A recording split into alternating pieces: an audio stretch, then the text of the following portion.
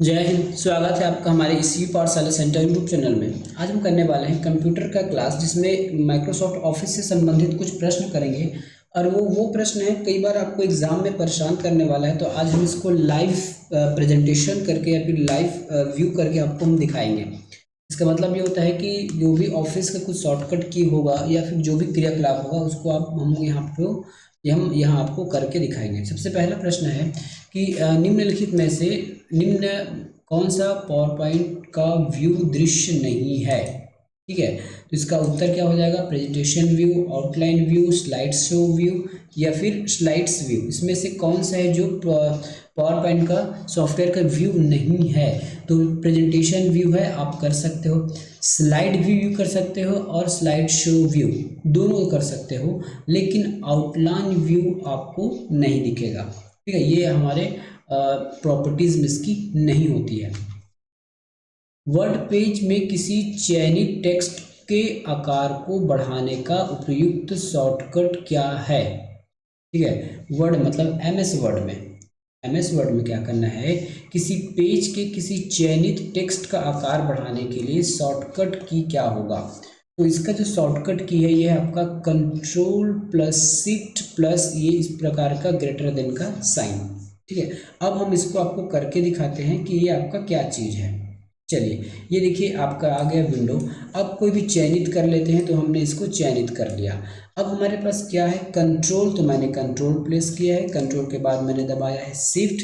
अब मैं ऐसा देखिए, मैं इसको दबा रहा हूँ, जो ग्रेटर देन का साइन है ना उसको मैं दबा रहा हूँ, तो ये बढ़ रहा है। देखिए, इसका शॉर्टकट की है। और जस्ट उसका उल्टे यदि आप उसके लेस देन साइन को दबाएंगे तब ये कम होते जाएगा। ठीक है, तो ये आपने लाइव देख लिया। कंट्रोल प्लस शिफ्ट और कंट्रोल दबाइए, शिफ्ट दबाइए, फिर ग्रेटर देन, और इसी को अगर लेस देन दबा देंगे तो वो छोटा होता जाएगा। चलिए अगला प्रश्न। वर्ड पेज में वर्ड आर्ट सदैव खाली स्थान टाइप किया जाता है। वर्ड आर्ट खाली स्थान सदैव टाइप किया जाता है। तो वर्ड आर्ट किसमें टाइप होता है? वर्ड आर्ट हमेशा आपके टेक्स्ट बॉक्स में साइन होता है। ठीक है, किसमें होता है? टेक्स्ट बॉक्स में। अब यहाँ वर्ड आर्ट देखेंगे, क्या वर्ड आर्ट किसमें? तो इंसर्ट में जाइए। इंसर्ट में आपको वर्ड आर्ट कहीं पे दिख रहा है? स्टाइलिश है वर्ड, ये देख, ये होता है आपका वर्ड आर्ट। इतने सारे वर्ड आर्ट हैं आपके, ये वर्ड आर्ट। ठीक है, जैसे मैंने इसको ले लिया, ये मैंने इसको ले लिया। ठीक है, अब क्या मेरे पास बन के आ गया है? Word art. ये तो मेरा सिलेक्शन था, तो मैं बिना सिलेक्शन वाला वर्ड आर्ट देखता हूँ कुछ नया पेज में। ये मैंने नया पेज लिया। अब यहाँ पे हम वर्ड आर्ट देखते हैं। इंसर्ट में जाएंगे, इंसर्ट के बाद यहाँ टेक्स्ट में जाएंगे, यहाँ पे आपका वर्ड आर्ट है। ठीक है, क्या है? वर्ड आर्ट है। मैंने एक वर्ड आर्ट ले लिया। देखिए हमारा टेक्स्ट आ गया। ये हमेशा आपका टेक्स्ट में ही लिखा था, जैसे मैंने लिख लिया राम गोपाल, जो भी आप लिखना चाहिए इस प्रकार से ये आपके बॉक्स में ही लिखाएगा। ना तो इसको हम सेल नहीं बोलते, ना टेबल बोलेंगे, इसको हम बॉक्स के नाम से जानेंगे। चलिए अगला प्रश्न। निम्नलिखित में से कौन सा वर्ड प्रोसेसर है? वर्ड प्रोसेसर का मतलब आपके एमएस ऑफिस के अंदर, ठीक है, जो आपको टाइपिंग की सुविधा देता है, आपको वर्ड में टाइपिंग देता है, आप कोई भी लेटर बना सकते हो। तो वैसा कौन सा ऑप्शन है? तो हमारे पास है ऐसा एमएस वर्ड। क्या हो जाएगा? MS word. अगला प्रश्न है, एक पावर पॉइंट प्रेजेंटेशन में स्लाइड ट्रांजिशन का उपयोग किया जाता है चुने हुए स्लाइड में, सिर्फ वर्तमान स्लाइड में, सभी स्लाइड में, या फिर उपरोक्त सभी। ठीक है, उपरोक्त सभी। तो आप कोई भी पावर पॉइंट प्रेजेंटेशन में स्लाइड ट्रांजेक्शन सभी में लगा सकते हैं, चुने हुए स्लाइड में लगा सकते हैं, सभी में लगा सकते हैं, या फिर वर्तमान में लगा सकते हैं। अब इसको कैसे लगाना है मैं आपको लगा के दिखा देता हूँ। ठीक है, कहने का मतलब ये है कि आप जो भी ट्रांजिशन लगाएंगे आप पर्टिकुलर किसी भी में लगा सकते हैं या फिर सभी में लगा सकते हैं। ठीक है, अब हम इसका देखते हैं प्रेजेंटेशन कहाँ पे। ये है हमारा प्रेजेंटेशन। ठीक है, ये प्रेजेंटेशन है, यहाँ आपको ट्रांजिशन लगाना है। ठीक है, ट्रांजिशन लगाना है तो ये डिज़ाइन में जाएंगे या फिर ट्रांजिशन, ये हमारा ट्रांजिशन है।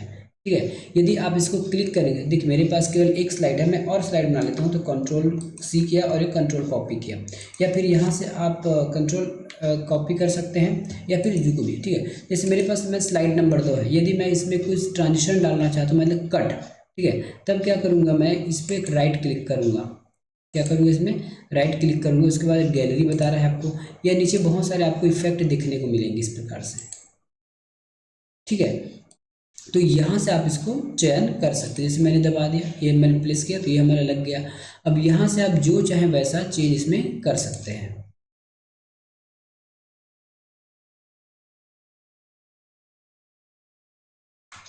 ठीक है, तो यहाँ पे ये थी, आपने कट दबा दिया। ठीक है, उसके बाद यहाँ देखिए अप्लाई टू ऑल, यदि मैंने केवल इसमें एक बार क्लिक किया है तो जो करेंटली स्लाइड में रहने के बाद ये मैंने ऑप्शन, देखिए मैंने स्लाइड नंबर 3 में आ गया। स्लाइड नंबर 3 में जाने के बाद मैं कोई भी ऑप्शन को सेलेक्ट कर दूँ, स्प्लिट, ये स्प्लिट होगा। उसके बाद यहाँ पे लिखा है अप्लाई टू ऑल, जैसे आप अप्लाई टू ऑल करेंगे तो ये सभी स्लाइडों में अप्लाई हो जाएगा। वही यहाँ पूछा जा रहा है, तो आप इस सेलेक्टेड स्लाइड में कर सकते हैं या फिर सभी में भी कर सकते हैं, तो उपरोक्त सभी होगा। एक पैराग्राफ इंडेंट बढ़ाने के लिए शॉर्टकट की का प्रयोग क्या होगा, है ना। एक पैराग्राफ है, यदि आप उसका इंडेंट बढ़ाना चाहते हैं, ठीक है, उसका इंडेंट बढ़ाना चाहते हैं तो उसका शॉर्टकट होगा Ctrl+M। क्या हो जाएगा, Ctrl+M। अब इसको हम आपको करके दिखाते हैं। ये हमने ऊपर कोई मान लेते हैं, ये हमारा पैराग्राफ हो गया। ठीक है, अब इस पैराग्राफ को हमको इंडेंट बढ़ाना, तो हम क्या करेंगे, Ctrl+M। ये देखिए ये हट रहा है, Ctrl+M। आप सिलेक्शन भी कर सकते हैं, बिना सिलेक्शन के भी कर सकते हैं। ये हमारा Ctrl+M हो गया, इसको हम कहते हैं इंडेंट। क्या कहते हैं, इंडेंट, Ctrl+M। ठीक है, उसके बाद अब इसको उल्टा भी आप क्लिक कर सकते हैं। ठीक है, तो इसका उत्तर क्या हो जाएगा, Ctrl+M हो जाएगा। पैराग्राफ के सेंटर अलाइनमेंट के लिए क्या प्रेस किया जाता है, पैराग्राफ के सेंटर अलाइनमेंट के लिए Ctrl+E प्रेस किया जाता है। अब इसको भी करके दिखा देते हैं आपको। ये हमारे पास पैराग्राफ हो गया, हम इसको सेलेक्ट करते हैं, नीचे वाले को सिलेक्शन देखिएगा। ठीक है, यहाँ पे ऑप्शन से आप यहाँ से भी कर सकते हैं। जैसे यहाँ देखिए मेरा माउस देखते जाइएगा ना, ये जैसे सेंटर में आ गया, फिर उसके बाद ये आपका लेफ्ट में चला गया। ठीक है, ये इस कोने में आ गया, लेफ्ट राइट आप खेल सकते हो। ये कौन सा है आपका, ये आपके लेफ्ट में है, ठीक है, ये राइट में है और ये सेंटर में है। और ये होता है आपका जस्टिफाई, मतलब बराबर। वैसे तो पूरा पूरा लिखा नहीं, यदि यहाँ तक लाइन होता लास्ट तक तो ये ऑटोमेटिक जस्टिफाई हो जाता। अब इसका शॉर्टकट पूछा गया है, क्या पूछा गया है, शॉर्टकट पूछा गया है जस्टिफाई। जस्टिफाई का ये होता है आपका ई, ये सेंटर के लिए पूछा था ना, इसके लिए होता है सेंटर के लिए पूछा था, तो सेंटर अलाइनमेंट के लिए होता है ई। ठीक है, सेंटर के लिए होता है ई। अगला प्रश्न, ऑप्शन नंबर डी। चलिए, MS वर्ड में कौन सी शॉर्टकट की चयनित लाइन या टेक्स्ट को स्क्रीन के मध्य लाइन कर देती है, इसको हम स्ट्रोक, क्या नाम है, इसको हम स्ट्रोक के नाम से जानते हैं। ठीक है, क्या हो जाए इसका ऑप्शन में, ऑप्शन नंबर सी, वही ऑप्शन है। ठीक है, कोई भी वर्ड है ना, कोई भी वर्ड या पैराग्राफ हो गया है ना, तो उस सिलेक्शन को क्या कहते हैं, मध्य लाइन में लाकर कहते हैं, मतलब सेंटर में ले आते हैं उसको। तो अभी हमने बताया वही प्रश्न है, Ctrl+E। क्या हो जाएगा, Ctrl+E। अगला प्रश्न, MS एक्सेल वर्कशीट में की का उपयोग इंसर्ट फंक्शन डायलॉग बॉक्स खोलने के लिए करते हैं। MS एक्सेल की बात हो रही है। ठीक है, MS एक्सेल वर्कशीट में खाली कौन सी की का उपयोग हम इंसर्ट फंक्शन डायलॉग बॉक्स खोलने के लिए करते हैं। ठीक है, तो कौन सा फंक्शन है, इसका नाम है Shift+F3, Shift+F3। अब एक्सेल में चलते हैं, एक्सेल का हमारे पास ये एक्सेल है। अब हमारे पास इसमें क्या ओपन करना है हमको, फंक्शन डायलॉग बॉक्स, तो Shift+F3, ये देखिए खुल के आ गया Shift+F3 में। ठीक है, दिख रहा है आपको, Shift+F3 में ये खुल के आ गया। तो ये चीज़ें हम आपको लाइव बता रहे हैं ताकि आपको याद रहे। पावर पॉइंट सॉफ्टवेयर की स्लाइड में वांछित टेक्स्ट खोजने हेतु प्रदत्त फाइंड कमांड टैब क्या है। ठीक है, टैब में उपलब्ध है। जो फाइंड कमांड है कौन से टैब में उपलब्ध होता है, जो फाइंड कमांड है वो कौन से टैब में उपलब्ध होता है, तो ये आपके होम में होगा। इसमें होगा, फाइंड कमांड होम में होगा। देख लेते हैं है कि नहीं है होम में। ये हमारा पावर पॉइंट है। ठीक है, ये हम आ गए होम में।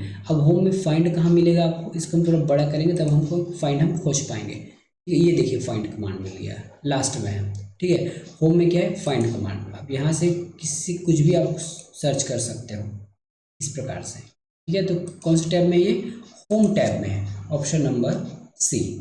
अगला प्रश्न, कौन सा MS एक्सेल का एक्सटेंशन, एक्सटेंशन मतलब होता है कोई भी फाइल बनाएंगे उसके बाद उसकी एक्सटेंशन, ताकि पहचान हो सके कि वो वीडियो फाइल है, ऑडियो फाइल है, MS एक्सेल है, एक्सेस है, वर्ड है, PPT है, या जो भी होगा, है ना, उसके लिए हमको एक्सटेंशन चाहिए। तो MS एक्सेल का एक्सटेंशन है XLX। और EXE हमारा है एग्जीक्यूटेबल फाइल का, और MP4 हमारे वीडियो फाइल का होता है, QT मतलब क्विक रिस्पॉन्स का होगा। चलिए अगला प्रश्न है, MS वर्ड का उपयोग किया जाता है, MS वर्ड का उपयोग किया जाता है, तो MS वर्ड का उपयोग क्यों क्यों करते हैं हम, ठीक है। MS वर्ड का उपयोग करते हैं चित्र डाटा संशोधन के लिए, बिल्कुल नहीं। पद्यांश डाटा संशोधन मतलब जो हमने लाइन लिखा है, पैराग्राफ लिखा है, पेज लिखा है, पेज में लिखे हैं, उसको हम संशोधन मतलब एडिट करने के लिए हम उसको उपयोग करते हैं MS वर्ड का, option number B. MS word software में कार्य करते समय F12 बटन दबाने से क्या होता है, यदि आप पहले से फाइल सेव की है, यदि आप उस फाइल का नाम चेंज करना चाहते हैं या उसका लोकेशन चेंज करना चाहते हैं, तो उसके लिए सेव एज डायलॉग बॉक्स खुल के आता है। क्या हो जाएगा, सेव एज डायलॉग बॉक्स। अब हम इसको खोल के देखते हैं। वैसे तो हमने इसको सेव नहीं किया है, फिर भी मैं F12 दबा के देखता हूँ। ये देखिए कुछ आपको इस प्रकार से विंडो ओपन होकर हम देखिए सेव एज खुल के आ गया। यहाँ पे लिखा है सेव एज हमारा, ठीक है, यहाँ दिख रहा है, यहाँ पे सेव एज फाइल लिखा है, ये हमारा सेव एज खुल के आ गया। चलिए अगला प्रश्न है, MS एक्सेल एक फलन नहीं है, MS एक्सेल में एक फलन नहीं है, तो इसमें कौन सा फलन नहीं है, सम, मैक्स, ऐड या फिर शॉर्ट। तो सम का मतलब होता है जोड़ना, मैक्स का मतलब होता है दिए गए रेंज में बड़ा कौन सा है, और शॉर्ट का मतलब होता है कि उसको क्रम से जमाना, है ना। ऐड फंक्शन नहीं होता है। चलिए अब इसको हम बाय प्रूफ देखते हैं कि ऐड फंक्शन होता है कि नहीं होता है। इसको मैंने जूम कर रहा हूँ ना, ये मैंने जूम कर दिया। अब हम इसमें ऐड फंक्शन देखते हैं। ऐड फंक्शन के लिए सबसे पहले हम लिखेंगे इक्वल टू का साइन लगा लिया। कौन कौन से फंक्शन है देखते जाइए। तो हम सबसे पहले सम लिखते हैं, तो SUM, देखिए यहाँ पे सम आ गया। मैं थोड़ा बड़ा करूँगा, ये मैं बड़ा कर दिया, ठीक है। और थोड़ा इसको जूम भी कर लेता हूँ ताकि दिक्कत ना हो आपको। देखिए मैं इसको बड़ा जूम कर रहा हूँ। अब मैं यहाँ पे लिख रहा हूँ सम, तो SUM सम, देखिए यहाँ पे सम लिखा के आ गया। इसका मतलब इस नाम का फंक्शन है, ठीक है। चलिए अब ऐड को चेक करते हैं, EDD, ऐड नाम का कोई फंक्शन नहीं है, केवल एड्रेस है। चलिए तो ये भी हमने चेक कर लिया। मैक्स, MAX, ये देखिए मैक्स नाम का भी फंक्शन है, इसको भी हमने चेक कर लिया। शॉर्ट, SQRT, जो SQRT है ना, स्क्वायर है ये SQRT, सॉरी मैं शॉर्ट बोल दिया था कि स्क्वायर निकालना है। किसी भी चीज़ का आप स्क्वायर निकाल सकते हो, ठीक है, किसी भी चीज़ का आप स्क्वायर निकाल सकते हैं। जैसे हम इस फंक्शन को अप्लाई करते हैं, 4 लिखते हैं, देखिए 4 का रूट निकलता है, स्क्वायर रूट निकल रहा है, ठीक है, 4 का स्क्वायर रूट हो गया। और कुछ निकालना है, देखिए स्क्वायर रूट, अब किसके स्क्वायर रूट निकालना है, जैसे हमको पता है 100 का स्क्वायर रूट होता है 10, तो ये देखिए 10 आ गया, ठीक है, तो इसका स्क्वायर रूट निकल गया। तो इस प्रकार से हमारे पास फंक्शन कौन कौन से हैं, मैक्स है, सम है, शॉर्ट, स्क्वायर रूट है, बस एड्रेस नहीं है, ऐड नहीं है। अगला प्रश्न है, MS एक्सेल का उपयोग करते समय किसी सेल को एडिट करने के लिए हम क्या दबाते हैं, F2, शिफ्ट, अल्टर या फिर इंटर। तो इसका उत्तर होता है F12। अब इसको हम करके दिखाते हैं आपको। ये हमारे पास एक्सेल खुल के आ गया, ठीक है, एक्सेल खुल के आ गया, और मैंने यहाँ लिखा है राम लिखने के बाद मैं बाहर चला गया किसी अन्य सेल पे, वापस इस सेल पे आता हूँ, है ना। यदि मैं सीधा अगर लिखने लग गया, है ना, यदि मैं सीधा कुछ लिखने लग गया तो वो राम मिट जाएगा। लेकिन मुझे तो एडिट करना है, तब क्या करूँगा, उस सेल पे जाऊँगा और F2 दबाऊँगा। ये F2 मैंने दबा दिया। अब मैं इसको एडिट मोड आ गया, मैं इसको एडिट कर सकता हूँ, ठीक है, इसको मैं एडिट कर सकता हूँ। ये आपको दिख कैसे रहा, देखिए यहाँ पे राम लिखा है ना, और नीचे यहाँ पे देखिए जहाँ मेरा माउस जा रहा है यहाँ पे लिखा है रेडी, और जैसे मैं यहाँ पे F2 दबाऊंगा तो वो लिखा जाएगा, एडिट लिखा जाएगा, ठीक है। तो एडिट करने के लिए मैं क्या करूँगा, F2 बटन प्रेस करूँगा। अगला प्रश्न है, निम्नलिखित में से कौन सा वर्ड प्रोसेसर है, ठीक है, कौन सा वर्ड प्रोसेसर है, MS word, MS star, word pad या फिर उपरोक्त सभी। तो इसमें से कौन सा वर्ड पैड होगा हमारा, ऑप्शन नंबर डी, सभी हमारे वर्ड प्रोसेसर हैं। वर्ड प्रोसेसर मतलब जिसमें हम टाइपिंग कर सकते हैं, लेटर बना सकते हैं। MS वर्ड में कर सकते हैं, वर्ड पैड में कर सकते हैं, और वर्ड स्टार में भी कर सकते हैं। निम्नलिखित में से क्या वर्ड में अभिलिखित में उच्चारण को गलती को कम करने में सहायक है। निम्नलिखित में से क्या वर्ड में अभिलेख में उच्चारण को गलती को कम करने में सहायक होता है। तो ये होता है हमारा ऑटो करेक्टर या फिर ऑटो करेक्ट। जब भी आप MS वर्ड में कुछ टाइप करते हैं तो यदि उसके डिक्शनरी में, उस सॉफ्टवेयर के डिक्शनरी में ओरिजिनल वर्ड है, तो आप जो अगर गलत टाइप किए रहेंगे तो उसको ऑटो करेक्ट कर देता है वो। इनमें से कौन सा MS ऑफिस का पैकेज प्रोग्राम नहीं है। MS वर्ड है, MS एक्सेस है, MS एक्सेल भी है, वर्ड पैड नहीं है। एम एस एक्सेल में डिफ़ॉल्ट व्यू क्या होता है, ठीक है। अब एक्सेल का हम डिफ़ॉल्ट व्यू चेक करते हैं। एक्सेल का डिफ़ॉल्ट व्यू क्या होता है, यहाँ से आप दो बातें जान पाओगे कि इसमें वास्तविक में कितने व्यू होते हैं। एम एस एक्सेल निकालते हैं, एम एस एक्सेल कहाँ पे है, व्यू यहाँ पे लिखा रहता है। देखिए यहाँ पे नीचे मेरा माउस जा रहा है, देखिए यहाँ पे नॉर्मल लिखा रहा है।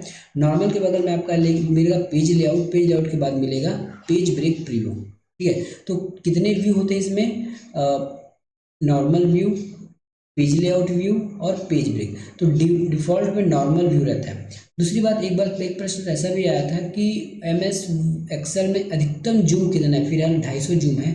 अब देखिए इसको अधिकतम जूम कर सकते हैं, तो अधिकतम जूम कहाँ तक हो रहा है, ये अधिकतम जूम हो रहा है ये आपके 400 तक। कई बार ये प्रश्न पूछा गया है ना। तो एक्सेल में हमारा अधिकतम जूम कितना तक हो रहा है, 400 तक हो रहा है। कितना जूम हो रहा है, 400 तक इसका अधिकतम जूम हमको देखने को मिल रहा है। अगला प्रश्न, तो इसका उत्तर क्या हो जाएगा, डिफ़ॉल्ट व्यू क्या हो जाएगा, नॉर्मल व्यू हो जाएगा। फाइल जिसमें अपेक्षित रूप से स्थायी डेटा रहता है उसको हम क्या कहते हैं, उसको हम मास्टर फाइल के नाम से जानते हैं। क्या फाइल है ये, मास्टर फाइल के नाम से इसको जानते हैं। अगला प्रश्न है, एम एस वर्ड में कितने प्रकार के पेज ओरिएंटेशन होते हैं। पेज ओरिएंटेशन का मतलब है पेज इस प्रकार से सीधा या फिर इस प्रकार से आड़ा। तो ये दो प्रकार से होता है। इसको कहते हैं पोर्ट्रेट, इसको कहते हैं लैंडस्केप। कितने प्रकार के, दो प्रकार के। हम इसको यहाँ लाइव देख लीजिए, ये हमारा आ गया एम एस वर्ड, ठीक है। एम एस वर्ड आ गया। अब यहाँ पेज लेआउट में जाइए, ये पेज लेआउट है। यहाँ पे आपको दिखेगा ओरिएंटेशन, इसको मैं बड़ा कर दूँ क्या, ये बड़ा कर दिया मैंने, ठीक है। अब आपको कहीं पे दिखेगा पेज ओरिएंटेशन, पेज लेआउट में ये देखिए ओरिएंटेशन दिख रहा है, ठीक है। पोर्ट्रेट और लैंडस्केप ये दो हमारे क्या होते हैं, हमारे पेज लेआउट होते हैं। चलिए अगला प्रश्न देखते हैं। तो कितने लेआउट होते हैं, केवल और केवल दो लेआउट होते हैं। सर्च बार में वर्ड टाइप करने के बाद हमें जो साइट का लिस्ट मिलता है वो क्या कहलाता है, ठीक है। सर्च बार में टाइप करने के बाद हमें जो साइट का लिस्ट मिलता है उसको हमको क्या कहते हैं, उसको हम की फ्रेज के नाम से जानते हैं। कौन सा फ्रेज, की फ्रेज। एक्सेल में किस फंक्शन की गिनती, एक्सेल में किस फंक्शन से कितनी न्यूमेरिक एंट्रीज हुई है ये पता चलता है। एक्सेल में से कोई फंक्शन है कि कितना हमारे पास न्यूमेरिकल डाटा है, इसको हम कैसे खोजते हैं, ठीक है। तो इसका उत्तर होता है काउंट। क्या होता है, काउंट। अब मैं इसको आपको एक्सेल में करके दिखाता हूँ, ठीक है। इसमें करेंगे, एक्सेल में करेंगे। ये एक्सेल आ गया हमारा। अब यहाँ पे हम काउंट फंक्शन, सबसे पहले हम कुछ ना डाटा लिख लेते हैं ताकि आपको दिक्कतें ना हो। मैं यहाँ लिख लेता हूँ 1 2 3 4, कुछ भी मैंने लिख दिया, ठीक है। अब मैं यहाँ पे दो फंक्शन लगाऊंगा, है ना। सबसे पहले मैं काउंट, COUNT, काउंट लिखा। अब यहाँ फंक्शन लगाता हूँ आपके जानने के लिए, COUNT, काउंट लिख दिया। अब इस पूरे रेंज को मैं सेलेक्ट कर लेता हूँ, ठीक है। तो कितनी एंट्री है मेरे पास न्यूमेरिक डाटा, 1 2 3 4 एंट्रीज है यार, यहाँ भी 4 दिखा रहा है, देखिए। अब यदि मैं किसी एक को चेंज कर दूँ, यदि मैं इसको G लिख दूँ, ये मेरा न्यूमेरिक तो है नहीं G, तो ये 3 हो गया, देखिए, ठीक है, 3 हो गया। और यही यदि मैं कोई स्पेशल कैरेक्टर लगा देता हूँ तो भी ये इसको काउंट नहीं करेगा, देखिए। वापस मैं कोई भी संख्या लिख दिया 0 से लेके 9 तक, तो मेरा आंसर वो ले लेगा, ठीक है। ऐसा नहीं कि अब 2-3 डिजिट जितना भी लिखो वो केवल उसको 1 यूनिट मान के चल रहा है, ठीक है। तो ये हो गया काउंट फंक्शन। लेकिन एक और हमारे पास फंक्शन है जिसको हम काउंटा कहते हैं। क्या कहते हैं, काउंटा। मैं यहाँ पे लगा देता हूँ COUNT, काउंटा फंक्शन होता है ये, काउंटा। काउंटा का मतलब होता है कि इस रेंज में जो भी हो वो सबको गिन देगा। देखिए 4 दिख रहा है। अब मैं ABC लिखूंगा तो भी वो 4 ही का 4 ही दिखाएगा। ऊपर वाला भले ही कम हो गया, काउंट कर रहा है, लेकिन जो काउंटा फंक्शन है वो न्यूमेरिक के साथ साथ आपके अल्फा न्यूमेरिक को भी काउंट करता है, ठीक है। इवन स्पेस को भी काउंट करता है। देखिए अगर मैं डिलीट कर दूंगा तो ठीक है, लेकिन यहाँ मैं स्पेस भी लगा दिया तो भी उसको काउंट कर रहा है, ठीक है। तो इसका उत्तर आपको मिल गया होगा, उत्तर होगा काउंट। नया प्रेजेंटेशन से बना सकते हैं। नया प्रेजेंटेशन आप किससे बना सकते हैं, ब्लैंक प्रेजेंटेशन से, डिज़ाइन से, उसके बाद एग्जेक्टिव पहले से प्रेजेंटेशन थे उसमें, या फिर उपरोक्त सभी। तो अब इसका आंसर क्या लिया गया है, वैसे तो नया प्रेजेंटेशन, यदि आप शब्दों पर ध्यान दें तो ये नया प्रेजेंटेशन की बात कर रहा है, तो हम इसके लिए हमको ब्लैंक प्रेजेंटेशन ही लेना होगा आंसर। ठीक है, क्या लेना होगा, ब्लैंक प्रेजेंटेशन, इसका आंसर लेना होगा। लेकिन यदि आप चाहो तो ब्लैंक से बना सकते हो, एडजेक्टिव से बना सकते हो, लेकिन डिज़ाइन से, लेकिन ऑप्शन के हिसाब से देखें तो ब्लैंक इसका उत्तर होगा। एक वीडियो में खाली स्थान अनुक्रम होते हैं, तो एक वीडियो जो है आपके फ्रेम्स के अनुक्रम में होते हैं। किसके अनुक्रम में, फ्रेम्स के अनुक्रम में होते हैं। आजकल मानक एनिमेशन फ्रेम रेट क्या है, मानक एनिमेशन फ्रेम रेट क्या है, तो ये है ऑप्शन नंबर बी, 24 फ्रेम पर सेकंड। टेबल बनाया जा सकता है, आप ऑफिस में बना सकते हैं, पावर पॉइंट में बना सकते हैं, एक्सेल बना सकते हैं, तो आप तीनों में टेबल बना सकते हैं। एमएस ऑफिस सॉफ्टवेयर ग्रुप के साथ कौन सा स्प्रेडशीट एप्लीकेशन आता है, तो एमएस ऑफिस के साथ हमारे पास एमएस एक्सेल आता है, एक्सेस नहीं आता, एक्सेल आता है, एक्सेल ऑप्शन नंबर बी में लिखा है। निम्नलिखित में से कौन एक एनिमेशन निर्माण प्रक्रिया का हिस्सा नहीं है, ठीक है, तो लूपिंग करना है, रीडिंग है, मॉर्फिंग है, डिजिटाइजेशन इसका उत्तर होगा, ये उसकी प्रोसेस नहीं है। अगला प्रश्न, निम्न में किस शॉर्टकट का उपयोग कर विंडोज की सहायता मांगने के लिए हम कर सकते हैं, तो जब भी आप F1 होता है हमेशा हेल्प के लिए, ठीक है। चलिए हम एक में, ये हमारा है एक्सेल, अब एक्सेल में हम F1 प्रेस करते हैं, तो देखिए हमारे पास F1 प्रेस करते हैं, हमको कुछ एप्स क्या मिल जाएगा, ये देखिए हेल्प मिल गया, ये हेल्पफुल किया गया एक्सेल में। उसी प्रकार आप किसी में भी जाएंगे आपको F1 से हेल्प मिल जाएगा। निम्नलिखित में से कौन सा एमएस पावर पॉइंट का वैध विस्तार, विस्तार मतलब एक्सटेंशन, तो इसको बोलते हैं पीपीटी, ऑप्शन नंबर सी। निम्नलिखित में से कौन सा एमएस डॉस कमांड एक नया फोल्डर बनाता है, एक नया फोल्डर बना सकता है, तो इसका हो जाएगा आपका एमडी, मैक डायरेक्टरी। निम्न में से कौन सा एक एमएस पावर पॉइंट का होम टैब का हिस्सा नहीं है, ठीक है, होम टैब का हिस्सा नहीं है, तो यह है आपका थीम्स। थीम्स आपके होम टैब में नहीं आता है, होम टैब में आपके क्लिपबोर्ड मिल जाएगा, फॉन्ट मिल जाएगा और स्लाइड्स मिल जाएगा, पर थीम्स उसमें नहीं मिलेंगे। एक बार करके देखते हैं, ये देखिए, है ना, हम सबसे पहले आते हैं होम, ये होम में आ गया, होम में आपको कहीं भी थीम नहीं दिख रहा होगा, ठीक है, होम नहीं दिखेगा, ठीक है, कहीं भी आपको थीम नहीं दिखेगा।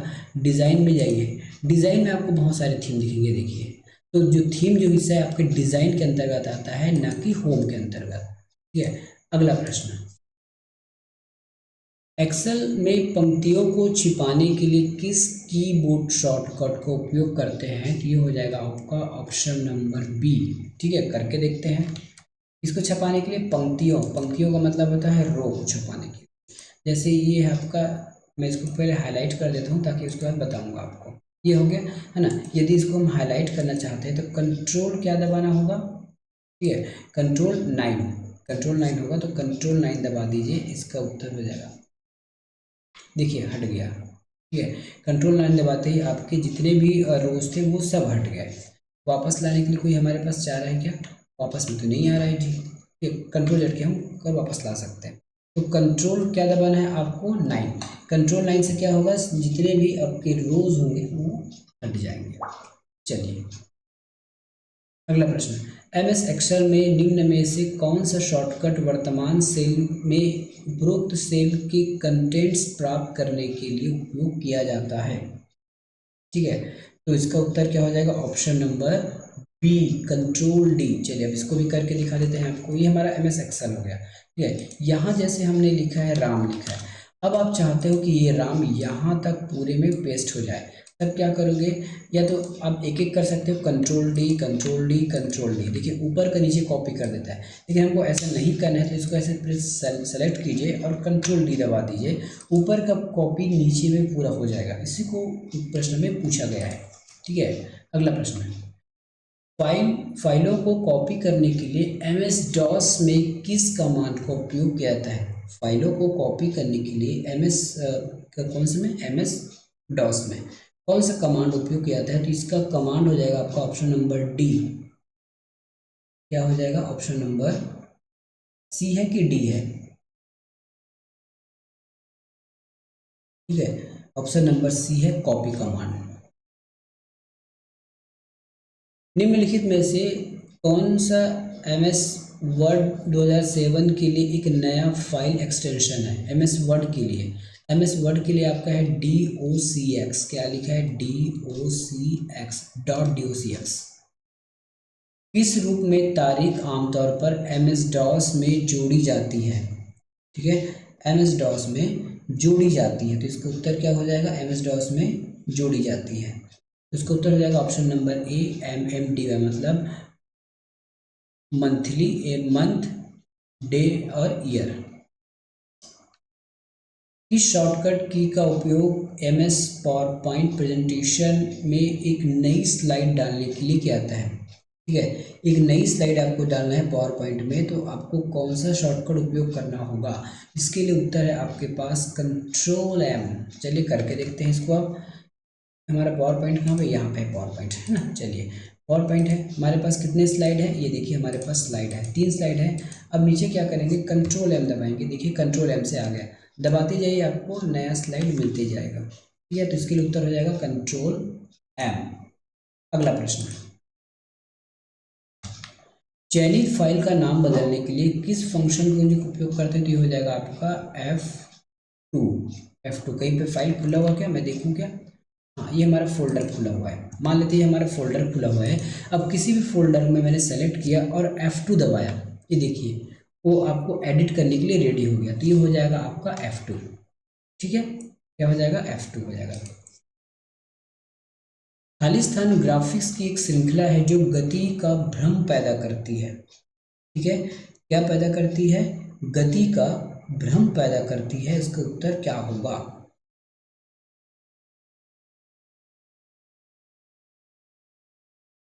इसका उत्तर ऑडियो, एनिमेशन, वीडियो या फिर इमेज। तो उत्तर क्या हो जाएगा? ये उसका उत्तर हो जाएगा option number C animation. Option number C animation. MS DOS किस वर्ष में रिलीज हुआ था? MS DOS किस वर्ष रिलीज हुआ था? तो ये हुआ था आपके ऑप्शन नंबर सी 1980 में। कब? 1980 में। MS वर्ड में कौन सा फॉन्ट का एक स्टाइल नहीं है? कौन सा फॉन्ट का स्टाइल नहीं है? तो इटैलिक, सुपरस्क्रिप्ट, अंडरलाइन या फिर बोल्ड। ठीक है, तो सुपरस्क्रिप्ट जो हमारे फॉन्ट का स्टाइल नहीं है। वैसे सुपरस्क्रिप्ट होता है लेकिन हमारे फॉन्ट का स्टाइल नहीं है। MS एक्सेल में शेषफल की गणना करने के लिए किस फंक्शन का उपयोग किया जाता है? ठीक है, इसमें कौन से फंक्शन का उपयोग करते हैं हम MS एक्सेल में? Option number A mode function का। कौन से फंक्शन का? मॉड फंक्शन का हम उपयोग करते हैं। चलिए मॉड फंक्शन का उपयोग करके देखते हैं कि होता है कि नहीं होता है।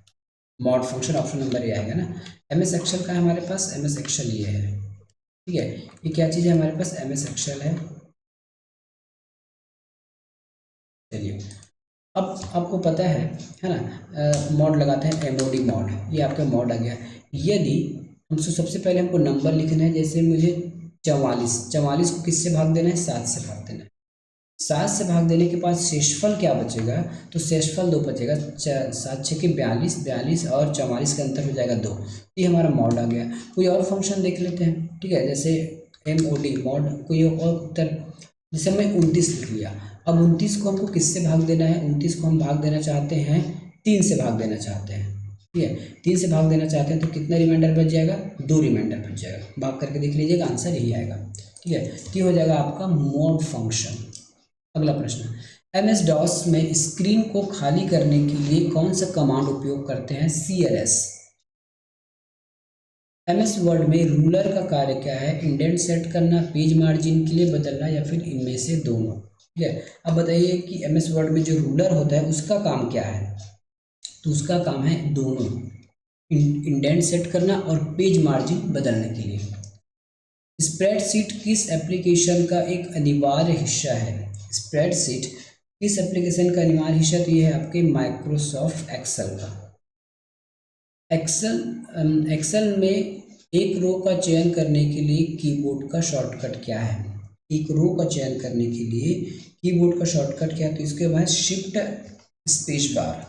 ठीक है, अब MS एक्सेल फिर से खोलते हैं। ये हमने MS एक्सेल खोला और हमारा क्लिक अभी फिलहाल F पर है, ठीक है। तो हम क्या करेंगे, इसमें हमको बताया गया है shift plus space bar, shift वाला और स्पेस बार, ठीक है। तो इसमें क्या चयन हो गया, आपका एक रो चयन हो गया, ठीक है, एक रो इसमें चयन हो गया। देखिए 17 नंबर का रो था, उसके बाद मैं 20 में आता हूँ, तो हम क्या करेंगे, शिफ्ट प्लस क्या करेंगे, शिफ्ट प्लस स्पेस, तो ये देखिए पूरा रो सेलेक्ट हो गया। चलिए आगे प्रश्न देखते हैं। तो हो जाएगा option number A. Start menu खोलने के लिए शॉर्टकट की क्या होगी, तो इसको है कंट्रोल और स्केप। देखिए मैं कंट्रोल स्केप दबा रहा हूँ, ये कंट्रोल और स्केप, ये स्टार्ट मेन्यू खुल गया। अगला प्रश्न, इसका उत्तर हो जाएगा ऑप्शन नंबर डी।